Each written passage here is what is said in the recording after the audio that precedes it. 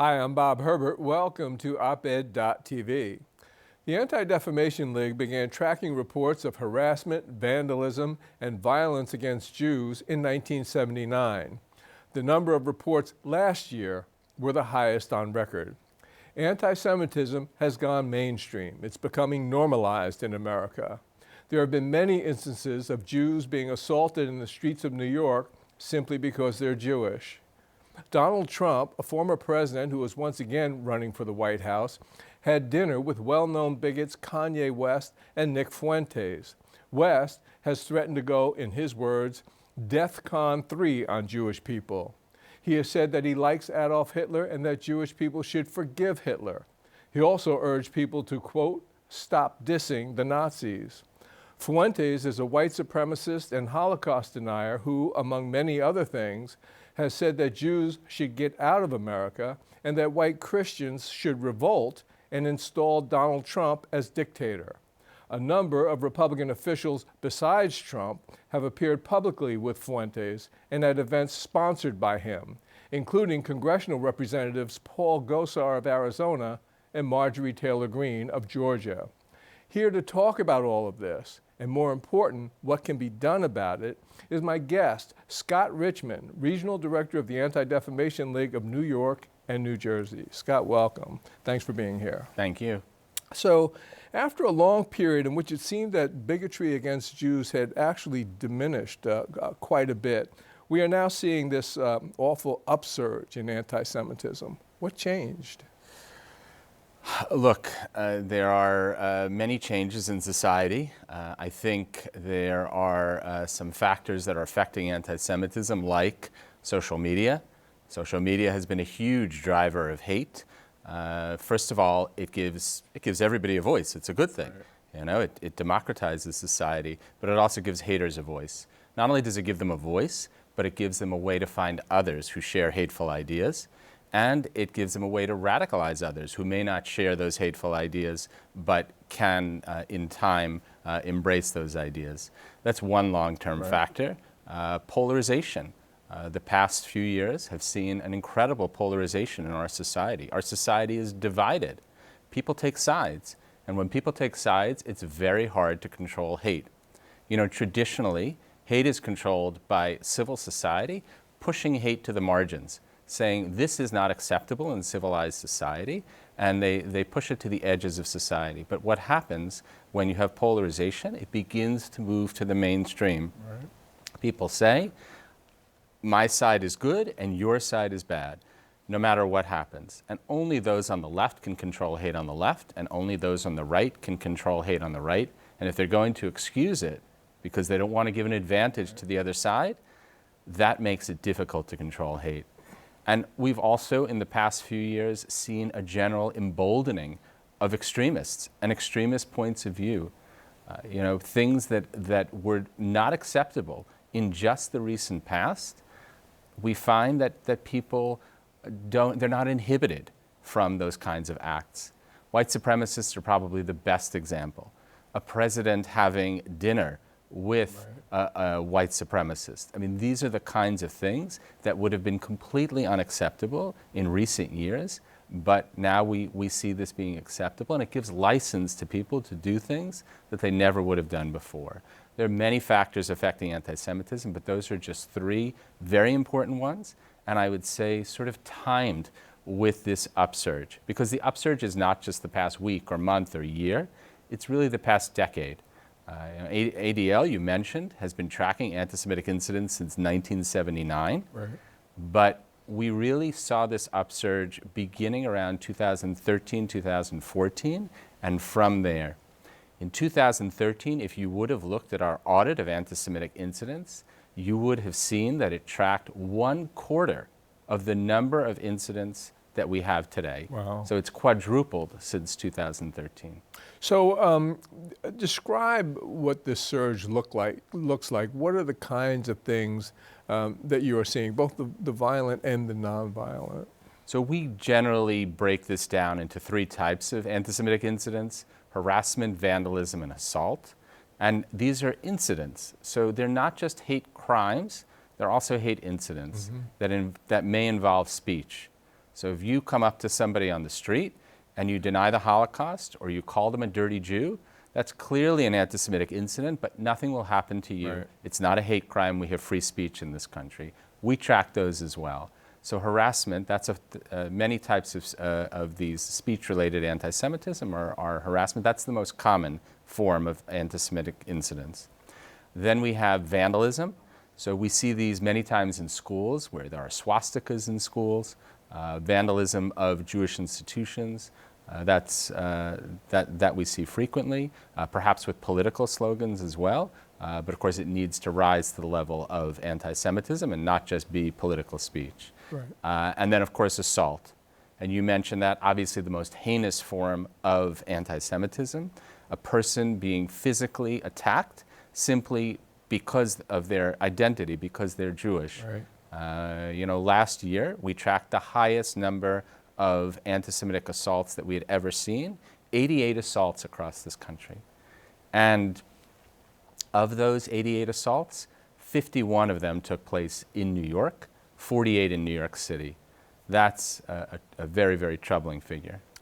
The responding to Trump's dinner with Kanye West and Nick Fuentes, the national head of the Anti-Defamation League, Jonathan Greenblatt, said, and this is a quote, "Donald Trump is trying to make America hate again."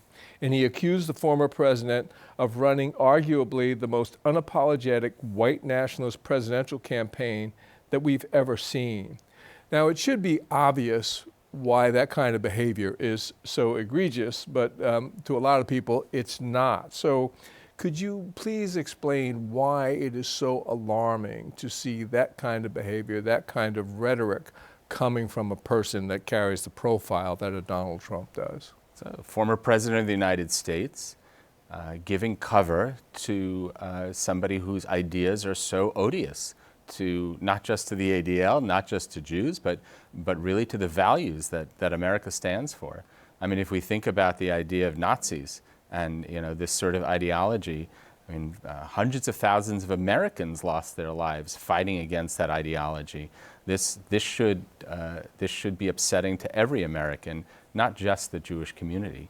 And it begins to, as I said before, it gives permission. It gives permission to people to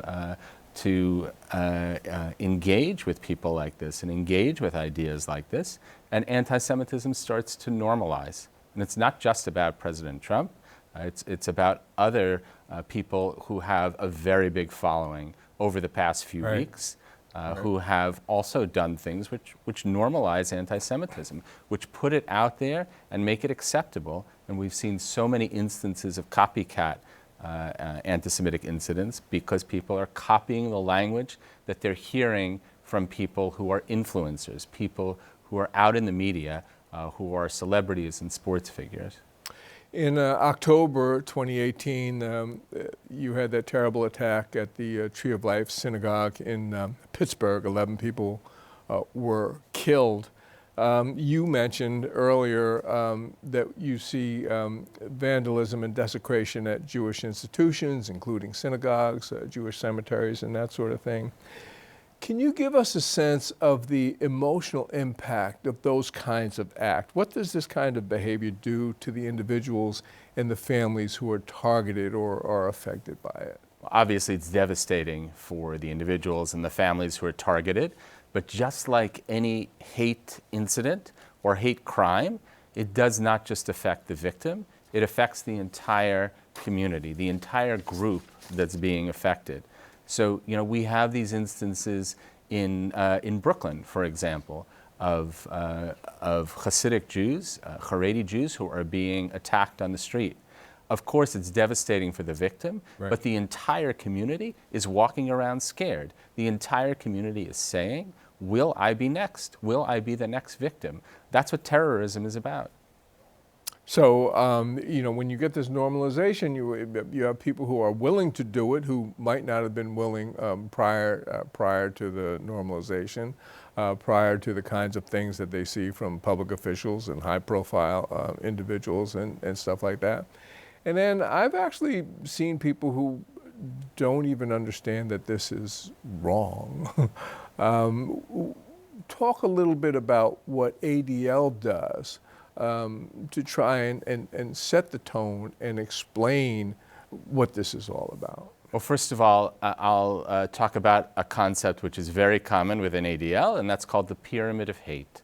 So the pyramid of hate is this idea that hate does not start at the top of the pyramid. Let's say the top of the pyramid is genocide. Obviously the worst form of hate, the worst manifestation. But hate doesn't start with genocide. It starts at the bottom of the pyramid. It starts at the bottom of the pyramid with insensitive remarks, with stereotypical remarks, with microaggressions, small things that are excused, that people say, oh, it's just that person talking, oh, it's nothing, oh, they're just joking around. And then you move a little bit higher on the pyramid, and suddenly you have discrimination or acts, eventually getting to violent acts, and then of course to genocide. Hate needs to be stopped at the bottom of the pyramid. It should not be allowed to rise. That's a very important concept which we talk about a lot. So if you think in terms of the concept of the pyramid, so much of the violence that we see have tended in recent years to come from the right.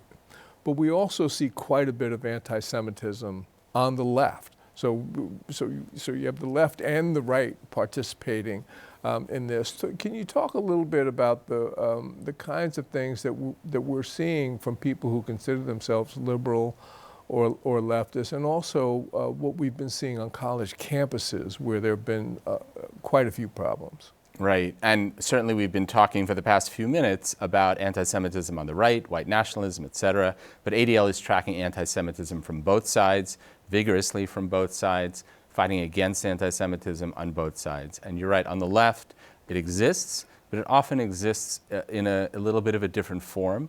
Many times, it's anti-Israelism or anti-Zionism, and when that rises to the level of anti-Semitism. And we should be clear that criticism of Israel, mere criticism of Israel, right, is not anti-Semitic. You know, if that were the benchmark, then Israelis would be the worst anti-Semites, because nobody's more critical of the state of right, Israel than Israelis themselves. You just need to pick up a newspaper in Israel or listen to mass media there, or go on a bus. But when criticism rises to the level of anti-Semitism, right, that's when it's an issue. And here we often talk about the IHRA definition, the International Holocaust Remembrance Alliance definition of anti-Semitism. That's been adopted by many countries, by many organizations. And the International Holocaust Remembrance Alliance definition, which we at ADL use as a guideline, says that criticism of Israel rises to the level of anti-Semitism when it does one of three things. When it delegitimizes the state. When in addition to criticizing the state, you also say that it has no right to exist. You also question its right to exist. That goes beyond mere criticism. Secondly, when you demonize the state, when in addition to criticizing the state, you begin to talk about how evil it is. You compare it to the Nazis. And the third is double standard. When you apply a standard to the state of Israel that you wouldn't apply to any other nation. These are times when it can rise to the level of anti-Semitism. We always take into account context, but that's important. So this is often how it manifests itself on the left, and we obviously have to be very, very concerned about that type of manifestation. And in particular, we do see this on college campuses. And the problem on college campuses is not just that there's criticism of Israel, and not just that it rises to the level of anti-Semitism, but that what it often has the effect of doing is ostracizing Jewish students, pushing them to the margins of society, creating a litmus test where if you support Israel's right to exist as a Jewish state, you are ostracized from being involved in organizations on campus, being involved in causes, whether it's causes for the rights of the LGBTQ plus community or women or the right to vote or anything like this. People are often ostracized because of their support of Israel. And studies show that the vast majority of American Jews, whether or not they're critical of the state of Israel, they believe in Israel's right to exist. right, They're supportive of the modern state of Israel. They can be critical, but they are supportive. What does that mean? That litmus test would mean that the vast majority of American Jews are ostracized on campus by those who espouse these views. And that's very problematic. We saw this with Berkeley.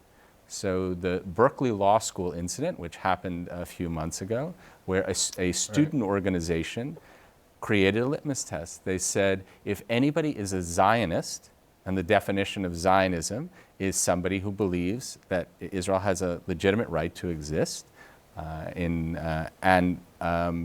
what happened in that particular case was that they created this litmus test and said, other organizations should join us, and if anybody has these views, they should not be allowed to be a part of the organization, they should not be allowed to speak at the organization. Well, what happened? The president, the head of Berkeley Law School, Erwin Chemerinsky, he stood up and he said, you know, I'm very critical of the state of Israel. However, I am a Zionist. I believe in the right of Israel to exist, and if this is the test you're applying, then it applies to me. I would not be welcome in your student organization. I would not be welcome to speak. And that says a great deal about the situation on campuses, but it also gives us very important information about how you combat this. How are institutions responding to this? And from the perspective of ADL, are you satisfied that enough is being done, or would you like to see more being done? Well, look, there can always be more done. I will say that I'm the director for New York and New Jersey, and we work very closely with these institutions. On the college campuses, we work very closely with Hillel. Our partner, we have a formal agreement with Hillel, and we always work through Hillel on any of these campuses in responding to incidents there with the administration. But certainly, it's very important for members of the administration to speak out. They don't always speak out, and that's often our first path. With regard to law enforcement, we work very, very closely with law enforcement. That's been an important part of ADL's work for decades. And it's not just about us coming to them and saying, please respond to this incident. It goes both ways.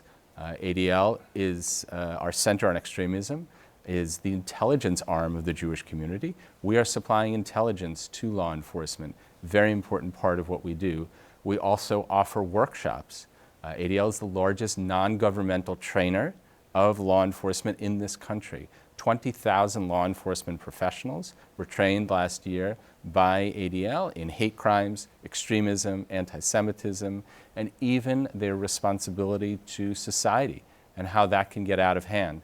We take commanding officers to the Holocaust Museum in Washington on a regular basis to show what happens when hate gets out of hand, and we have very, very powerful discussions there. There's always more that can be done, but in particular, here in New York City, we work very closely with the Hate Crimes Task Force of the NYPD, and they do a phenomenal job of tracking down individuals, arresting them. If you follow their Twitter feed, you will see that played out, and that's really the envy of many of my colleagues. I wanted to ask you, you anticipated my next question. I wanted to ask you about these physical assaults against Jews in New York, and I think to a lesser extent in New Jersey. When that occurs, how do the police respond? And also, what happens to people who are apprehended who assaulted Jews? Hate crimes and hate crime statutes are not that old. The first ones were introduced in the 1990s. ADL was at the forefront of pushing communities to introduce hate crime statutes. And the basic idea of these hate crime statutes is that the perpetrator has an elevated penalty for the act. So let's say it's a Class C felony or a Class D felony, whatever it is, it's going to rise one level. At least that's the case here in New York. So if it's a Class D felony, it's going to rise to a Class C, which obviously comes with a much bigger penalty, and that will deter these criminals because they know that they're facing much harsher rebuke for those acts. Has that been occurring? It has been, although I must say that proving a hate crime is not the easiest thing. This is not ADL, this is the work of the district attorney or the attorney general, whoever is involved. But it's not easy. You know, proving bias motivation is a difficult task. And part of our work in training, in doing these workshops on hate crimes, is to help law enforcement understand how important this is and what to look out for. Because very often the evidence that they need to be able to prove this is offered in the moment. And it's fleeting. And if a law enforcement official is astute to what they should be looking for, then they will note these different pieces. Not to mention that often there are, a person doesn't just immediately commit a hate crime. They may be involved in hate incidents. Right. And ADL's work in tracking hate incidents, in tracking perpetrators of hate incidents, is very important for this, because that can often provide evidence which would be used when the person is accused of a hate crime to show that they have a biased motivation. Not the easiest thing to prove, but obviously impactful when it is. If I could go back to sort of the attacks and vandalism on Jewish institutions, one of the things that I've noticed, but I'm not clear, and I'd like to get from you how widespread this is the notion that there's often had to be extraordinary security at synagogues and other institutions. And I think actually ADL is involved in, supporting or providing information or education about this issue of security. So what goes on there? What kind of security what kind of extra security do synagogues have to have? How widespread is that? Does that mean all synagogues, some synagogues, whatever? What's going on there? These are, the reason I ask, these are houses of worship. And most of the time, if you go around the country, most houses of worship, that's not that large a concern. Right. With Jewish houses of worship, it is. Yeah, you know, for a long time we had seen our co-religionists in Europe with military in front of synagogues, and we looked at that and we were appalled by it, but it did not exist in this country. At this point, we are moving in that direction, where serious security is needed, and there are moments when extra security is needed, and often that means police standing in front of synagogues. Yeah, I mean, it's become a big issue. The nonprofit security grant, money coming from the federal government, has in part been responsible for the ability to cope with this, to bring in security, to be able to do a security assessment, to put cameras in place, to put other safeguards in place, film on windows, and panic buttons. In my synagogue, we have a panic button. Wow. So somebody is holding a panic button who's in a position to see what the situation is, and that person can hit the panic button at a millisecond's notice. We only have about a minute left. You talked about the pyramid of hate. And what can ordinary people do to fight anti-Semitism? What are the kinds of things? I mean, this is the sort of thing that affects everybody across the country. How should people respond? What can ordinary citizens do? So first of all, ordinary citizens should be reporting incidents of anti-Semitism. If we don't know about it, we can't fight against it. If we don't know where it is, if we don't know what it is, adl.org/report incident is the way to report it to ADL, and we're a one-stop shop. We will help you through it, whether it requires law enforcement, working through a university system, working with social media, wherever it happens to be, we will work with you.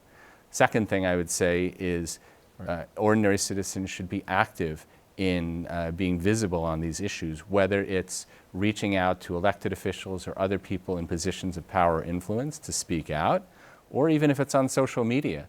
Reporting hate and misinformation on social media is the responsibility of all of us. And all of these platforms have content moderation policies. And if people report this, then those who are perpetrating the hate and misinformation will think twice about what they like, comment, or share. Nobody wants their account suspended or revoked. And the third and final thing I would say is that education is critical. ADL provides anti-bias, anti-hate, anti-bullying education around the country. More than 4 million students a year are touched by this, including in hundreds of schools in New York and New Jersey.